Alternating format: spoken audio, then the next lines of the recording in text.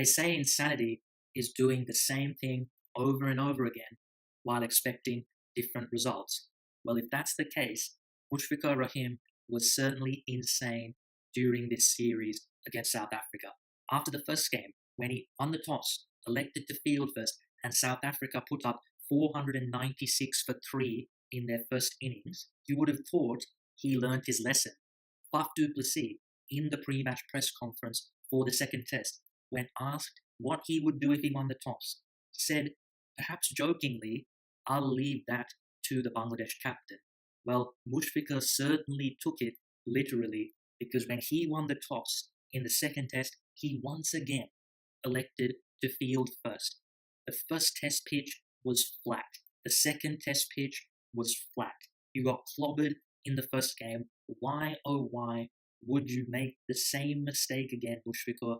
I don't know what was going through his mind.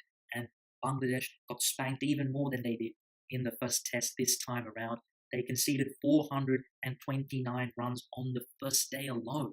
It was an absolute farce. The Bangladeshi bowling attack was so pedestrian, it wasn't funny. Couldn't take wickets, and they were battered out of the game both times in that first innings. Why oh why didn't Mushfiqur bat first? In the first game, it seemed obvious enough, but surely, after what transpired in that game, the pitch you saw for the second game, you would have learnt your lesson.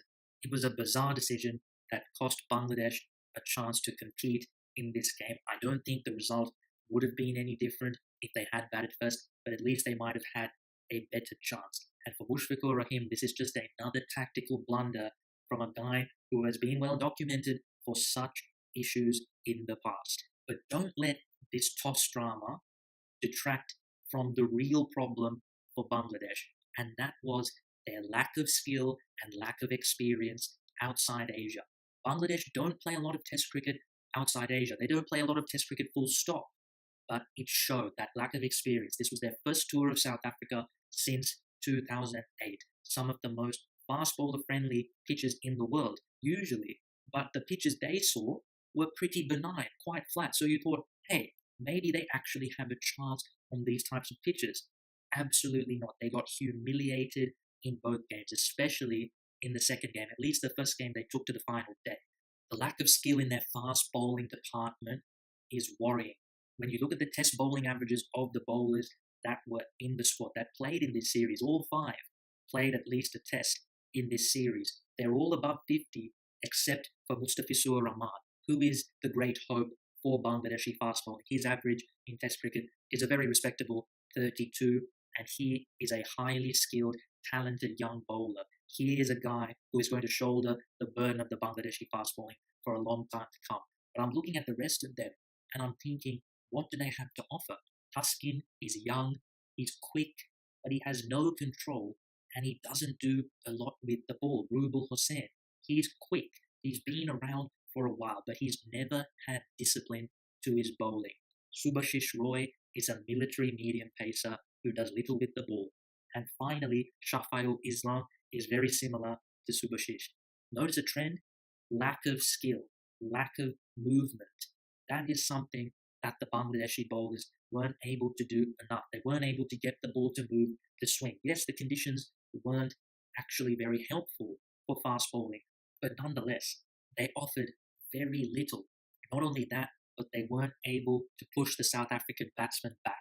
Bowl bounces, a short pitch barrage to get them jumping, to put them on the back foot. The Bangladeshi fast bowlers simply don't look capable of doing that.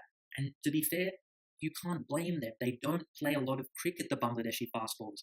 In Bangladesh almost always go with 3 spinners, so only 1 fast bowler plays. These fast bowlers, a lot of them don't get a lot of match practice. And even if they do play, they usually don't have to bowl a lot of overs in Asia. So this was a completely different challenge for their fast bowlers, something that they haven't experienced, to be quite honest. These fast bowlers are going to need to play a lot more in these conditions to get better. They simply don't have the experience and the skill. They can't develop that skill without playing.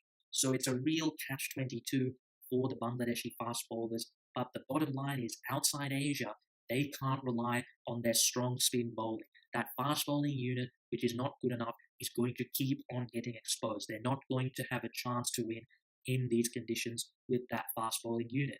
The batting similarly lacked skill in these conditions. We know Bangladesh have very talented batsmen, but the South African bowlers, Morne Morkel, and in particular Kahiso Rabada, they were able to get the Bangladeshi batsmen jumping with a bouncer barrage, get them in their shell, get them jumping, playing on the defensive, playing with fear. And the Bangladeshi batsmen did not have an answer to that short ball barrage. A lot of wickets falling to the short ball, and Mushfiqur actually had to go to hospital after he was hit during the second test.